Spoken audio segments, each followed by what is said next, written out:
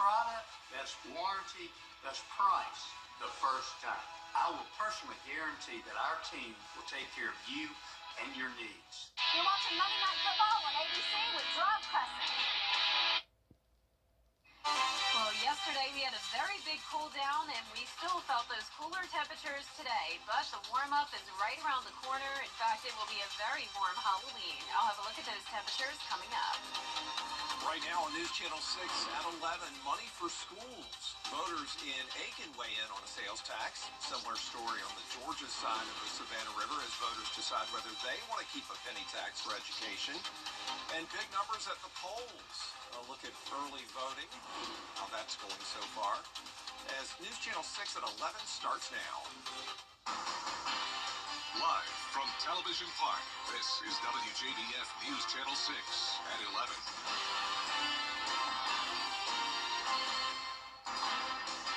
Good evening, everybody. I'm Brad Means. We do thank you for staying up with us on this Monday, and coverage you can count on begins with breaking news in a case we have been following since last year. There are new developments now in that local murder case. The Jefferson County Sheriff's Office announcing murder charges against 31-year-old Jesse Lewis Brown Jr. of Augusta. He's accused of killing 19-year-old Kia Shields. This happened in the early morning hours of August 26th, 2023. Investigators say a bullet came through the wall of Shields' mother's home and hit her. She died at the hospital, again, just 19 years old. The Jefferson County Sheriff's Office says the investigation is ongoing. More arrests could be on the way. Coverage you can count on continuing now with Aiken County school leaders holding the final public meeting on the 1% sales tax before next week's election. Graham Lee has the story. With 8 days to go until Election Day, stakeholders in Aiken County are getting ready to cast their ballots and potentially renew the 1% sales tax. We want our area to be attractive to families, and so we have an opportunity to help the future, our generations coming to us, and so we want to do all we can to help them. School leaders hosting the final public meeting on the sales tax at Midland Valley High School. It's one of the 5 schools on the project list that would get renovations if voters approve the sales tax. With a lot of growth in the area, parents say it's led to the need for more space at the school. My son's actually a teacher here, and so what I know is classrooms get crowded, hallways, trying to get all kids from one end to the school to another. School leaders plan to address that problem by expanding both hallways and classrooms. This way it can accommodate more students that the district is anticipating. We intend on actually increasing the capacity of Midland Valley High School by about 400 kids because we have growth coming here. And again, I said you can't build your way out of growth, but you can project where you need to build. So we desperately need to have some more high school space in this area of the county. This penny sales tax is going to be a big boom for us to continue the work that's been done over the last 10 years and get us ready for the future growth in Aiken County. My kids have all graduated, but I'm for this just because this is helping my grandkids come along. This is helping people that my friends who have kids, and so we want to do that and help every child get the best education in Aiken County they can. The school board will host a virtual meeting with stakeholders tomorrow night. It'll be the last one before voters go to the polls on November 5th. In Aiken, Graham Lee, WJBF, News Channel 6. It is time now for our first check of the weather. Our chief meteorologist, Jenna Petracci, is standing by, and the numbers behind you. Jenna, tell it all. What a change we had over the weekend, and I feel it slipping away already. Yeah, I mean, we are all over the place when it comes to the temperatures, but hey, we're all used to it. This is typical fall in the southeast. Temperatures are always all over the place. This Saturday, we made it all the way up to 88 degrees. That was 2 degrees shy of our record of 90. But then on Sunday, a 20-degree drop-off to 68. I'm sure you noticed that if you were out and about at all this weekend. On top of that, big cool down. We also had a lot of cloud cover yesterday, and those clouds lingered into today. We actually had an above-average morning, though, with a low of 57. So despite the cooler afternoons, our mornings have actually been warmer, and that's because of the wedge setup we've been in. Whenever that happens, our temperatures really don't change too much from the morning to the afternoon. We were a few degrees warmer today, though. Augusta Bushfield made it to 71, nonetheless still below average. And right now we're sitting in those mid-50s for the most part, but Allendale still at 61. Thompson, you're at 54, 56 in Millen, Aiken at 56, only 53 in Gibson, and 55 in Washington. Here's a look at our Terry Lambert Hyundai Sky Skyview cam in Waynesboro. We do still have some clouds out there, but no rain nearby. It was another dry day. We also didn't pick up on any rain Sunday.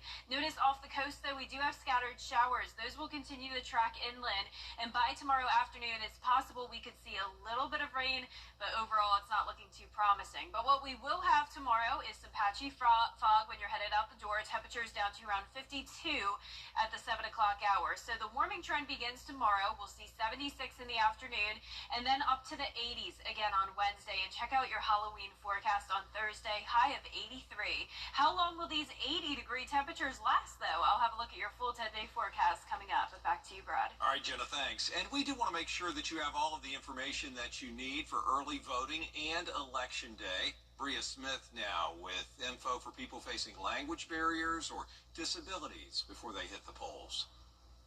If a county exceeds 5% of any language group from the census, then they do have to offer a bilingual ballot.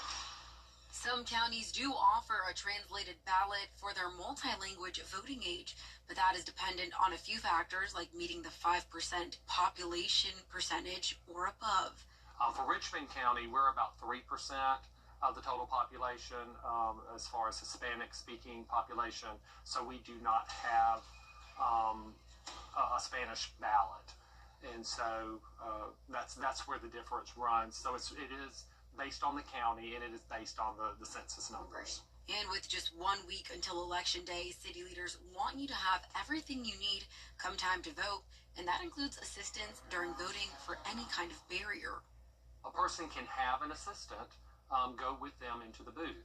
The only thing that is required is that they must sign the assistance form when they come in. So when they check in at the poll pad, they would just need to tell the poll worker that they are going to have assistance, and then the voter would sign their name on the poll pad, and then the person that's assisting them signs their name on the poll pad.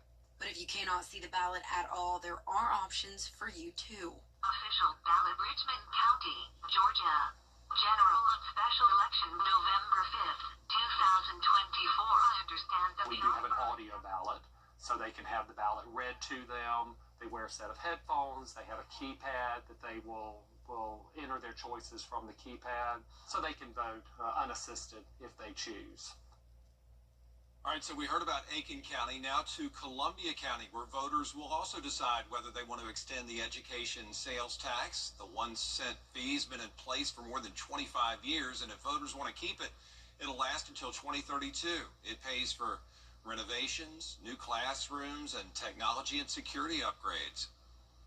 Our workforce comes from our schools. And so if we're supporting our schools, we're building our future workforce. And so that's a critical piece for us, is we want to make sure that they have every tool that they need to succeed and to grow, and so that we're building the best product that we can for our future workforce. The district did have an information presentation tonight at Evans High School about the tax. They're going to have 2 more over the next couple of nights, tomorrow at Greenbrier and Wednesday night at Harlem High Schools. Early voting underway in South Carolina, where they're seeing record-breaking numbers. There are 12 days of another place for those crews to put storm debris in Augusta. So far, crews have collected 600,000 cubic yards of material from Hurricane Helene, much of it going to the Eisenhower Park dump site. But you know, there's so much more debris still on the streets. And so the city's going to create a new drop-off location, this one in the old Hyde Park neighborhood off Gordon Highway. It'll be the 5th debris management area in use by the city, joining Eisenhower, Lake Olmsted, Fleming Park, and the landfill. Still ahead, a long month since Helene hit us. How one family is trying to rebuild and connecting with their neighbors after the storm destroyed their home. And as of today, we're now at 31 days in a row with not a drop of rain here in the CSRA. It's possible that this could end up being the driest month on record. I'll have your full forecast when we return. Are you ready to... The Live 5 for 6 Skyview Network, sponsored by Terry Lambert Hyundai. Now, your most accurate accurate forecast with WJBF Live 5/6. Welcome back. I hope you enjoyed your Monday. We had a lot of cloud cover earlier today, along with the cooler temperatures. Now we have a mix of some clear skies here and there and also some cloud cover. And tomorrow morning, there will also be patchy fog. Here's a look at our Terry Lambert Hyundai Skyview cam now in Emmanuel County. Completely dry, clear here, and temperatures in the mid-50s. Dew point also in the mid-50s. Winds are calm. Consistent temperatures across the board. We're all below that 60-degree mark now, but it is above average here when it comes to our temperatures. So it won't be super chilly when you're headed out the door tomorrow morning. We'll be right around those mid-50s. And notice the warmer temperatures are right around the corner. You can see 81 degrees still past the 11 o'clock hour in Kansas City. Upper 60s from Oklahoma down towards Brownsville, Texas. That is because there's a ridge of high pressure with all this warmth out towards the west. For our area, it's a little bit cooler. We also have the scattered showers off the coast, so we'll be watching that tomorrow. Speaking of the coast, and down in the Caribbean Sea, we are watching one area of potential development. 40% chance here, and it's looking like this could become our next storm. That would be Patty, but remember, just because we have a named storm, that doesn't mean it will be impacting us. And with the latest model trends, it looks like this continues to stay well out of our way. Of course, we'll keep you updated, but nothing to worry about there as of now. Tomorrow morning, patchy fog and then partly cloudy skies throughout the day, mid-70s in the afternoon. Halloween is right around the corner. We are now just 3 days away, and we are warming up for it. High of 83 degrees, completely dry, not too chilly in the morning. We'll continue to see those mid-50s for morning lows and nighttime temperatures. High temperatures climbing all the way into the low 80s starting on Wednesday. We'll continue to see a lot of low 80s as we go into the first week in November. Above average all across the southeast. Now, what's below average, though, is those rain chances. Still no rain recorded at Augusta Busch Field. We do have a 10% chance of some spotty showers for tomorrow, and that'll be our best chance of rain over the next 10 days. Tomorrow at 6 a.m., patchy fog and some clouds. Those showers that we're watching off the coast will start to move inland with an easterly wind, so it's possible that we could pick up a little bit of rain, but overall that chance is pretty low, and Wednesday will be dry. And then here's a look at Halloween. Notice we do have another cold front that is approaching the southeast, but that will fall apart by the time it reaches us, so no rain expected this week other than tomorrow. We'll just have a decent amount of cloud cover, though, throughout the week compared to last week. As we look at our futurecast closer to home tomorrow at lunchtime, Bamberg, Allendale, Barnwell, Screven County, you all have the best chance of seeing that rain tomorrow. As it moves towards the north, it runs into some drier air and starts to fall apart here, but still possible that places like Richmond, Aiken, Burke County could see a little bit of rain, but very, very spotty activity. Our lows tonight will be in the upper 40s through mid-50s, and our highs tomorrow will be in the mid to upper 70s. So we will be back to around average tomorrow. The 10-day forecast showing us all the way up to 82 by Wednesday, 83 Halloween, and the day after. A nice warm and dry weekend for us. Then remember, we fall back on Sunday, turn the clocks back, and then we'll start to see some more sunshine next week, continuing the warm trend and no rain. All right, thanks a lot, Jenna. We do appreciate that. Elsewhere on this Monday night, it has been 1 month since Helene. That anniversary, if you will, came yesterday. People still just dealing with the cleanup. Feels like it's just starting. We talked to a couple who says 8 out of the 9 trees in their yard fell during that storm overnight, 3 on their house, 1 on their truck. They're going to have to move out while construction crews get to work. Initially, there was sadness and so forth. There were tons of people walking up and down the street, greeting each other and so forth. A lot of people praying for each other. And overall, I think it was a disaster, but good things come from bad. Maybe we need something like this every now and then, just to help us realize what's truly important. Well, despite the Cook circumstances, they say they're happy to see their neighbors coming together after the disaster. Still have both candidates spending the last week of the campaign. And coming up, Georgia taking on Florida down in Jacksonville this Saturday. We'll hear from Coach Kirby Smart and his players on what they need to do to win it in sports.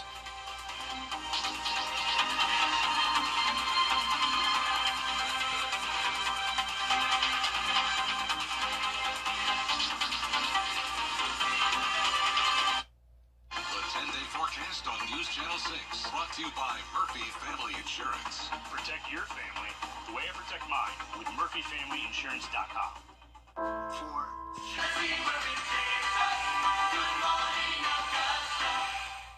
Weather headlines on News Channel 6. Brought to you by Nixon Roofing. The live 5 for 6 mobile app. Download it today.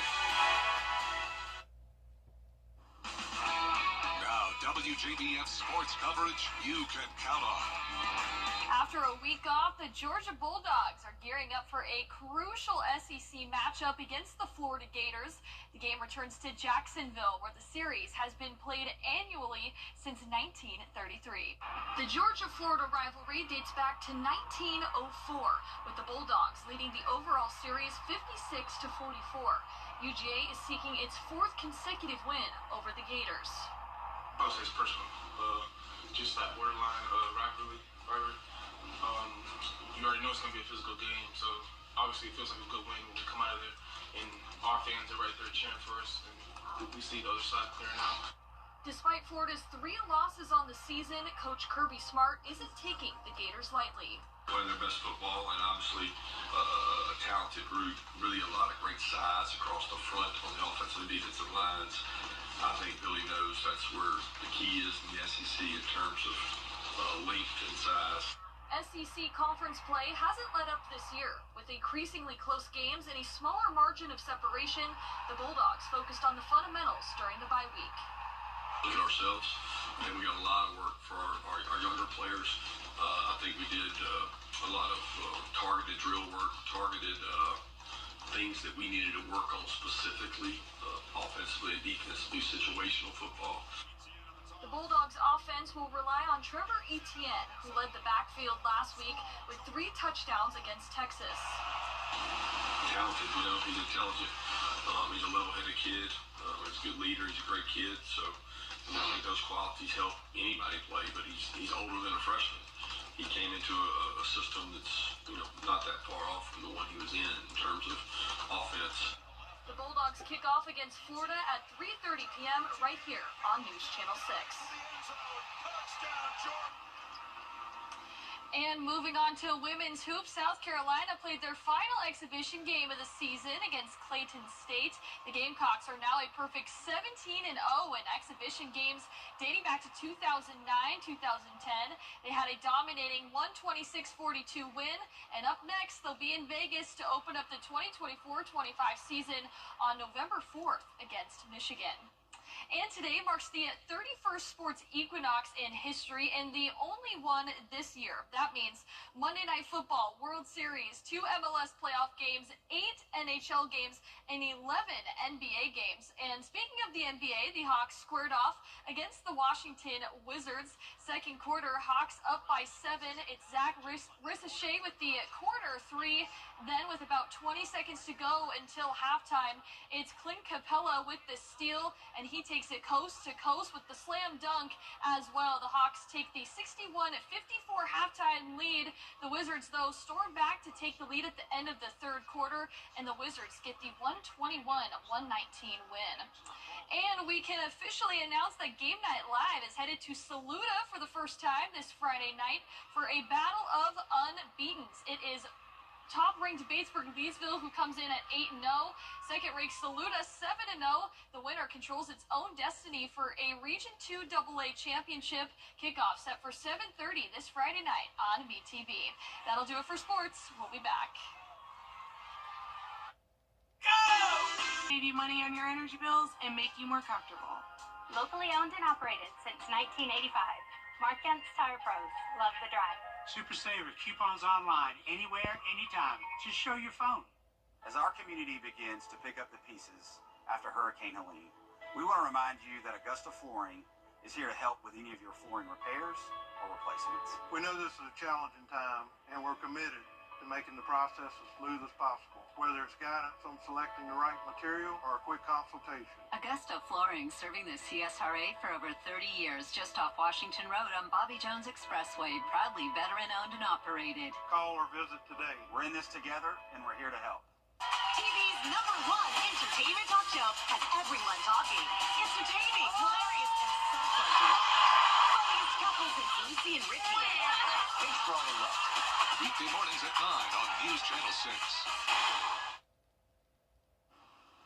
Welcome back. Here's a final look at your 10-day forecast. We are warming up to the mid-70s tomorrow, and then we'll see the low 80s by Wednesday for your Halloween forecast, high of 83 degrees. And then over the weekend, warm and dry, continuing to see those warm temperatures next week with little to no rain in the forecast. Have you seen the Miami Heat's new statue of Chicago native Dwayne Wade going viral for all the wrong reasons after the 8-foot-tall sculpture? There it is. Was unveiled outside the Heat Stadium over the weekend. Many say it bears little to no resemblance to the player who helped the Heat win all 3 of its NBA championships. There it is. That's what's causing the controversy. Dwayne Wade went to the Bulls in 2016 before he went to Miami for his final season before retirement. Someone say social media say that's not Dwayne Wade. That's Wayne Dade. I don't know. I mean, I don't want to criticize the artist. I'd like to say, yeah, I don't really see it all that much, but I don't know. I don't know. Interesting. That was the artist's interpretation, though, so be it. And Dwayne Wade and his family seemed honored. Thank you all for staying up. We appreciate you. Have a good night.